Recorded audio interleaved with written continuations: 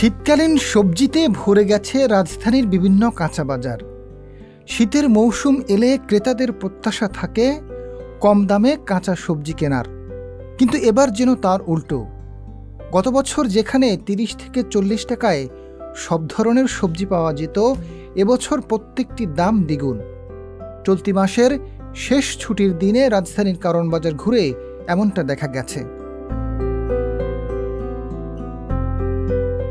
গত বছর ঠিক এই সময় শীতকালীন সবজির দাম কম থাকলেও এবছর কেন বেশি? বিক্রেতারা বলছেন বাজারে এখনও পুরোপুরি শীতকালীন সবজি আসেনি, ফলে দাম একটু বেশি। কাঁচা সবজির দাম কমছে। গত সপ্তাহে আলু ছিল আপনার ১২০ থেকে ৩০ টাকা, এখন ১০০ টাকা কেজি আলু।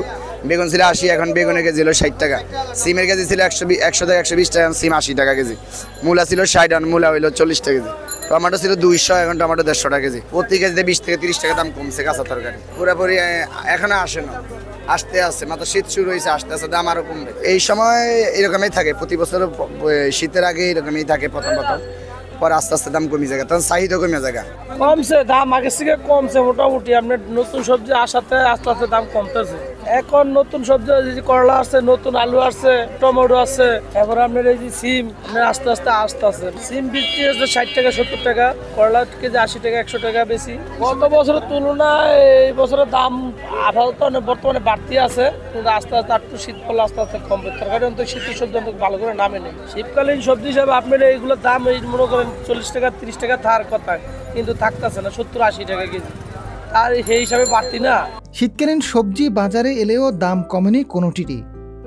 ক্রেতারা বলছেন দাম বেশির কারণ বাজার সিন্ডিকেট।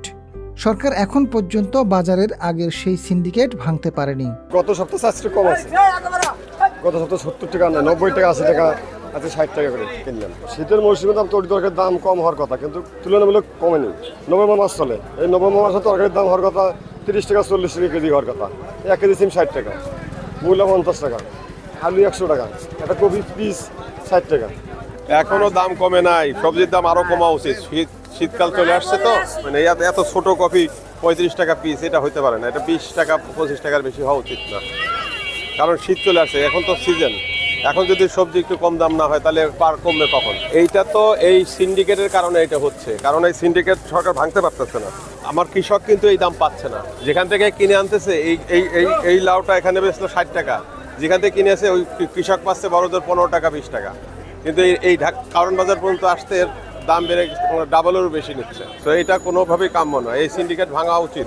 শীতকালীন সবজিতে বাজার ভরা থাকলেও দাম ক্রেতাদের নাগালের বাইরে। প্রত্যেকটি সবজি বিক্রি হচ্ছে ৮০ থেকে ১০০ টাকার মধ্যে। বিষয়টি নিয়ে সরকারের আরও গুরুত্ব দেওয়া উচিত বলে মনে করছেন ভোক্তারা।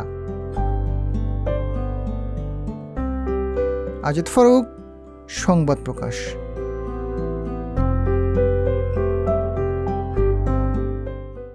সংবাদ, ফিচার ও অনুষ্ঠানের জন্য ভিজিট করুন সংবাদ প্রকাশের ওয়েবসাইট এবং যুক্ত থাকুন ফেসবুক পেজ ও ইউটিউব চ্যানেলের সঙ্গে।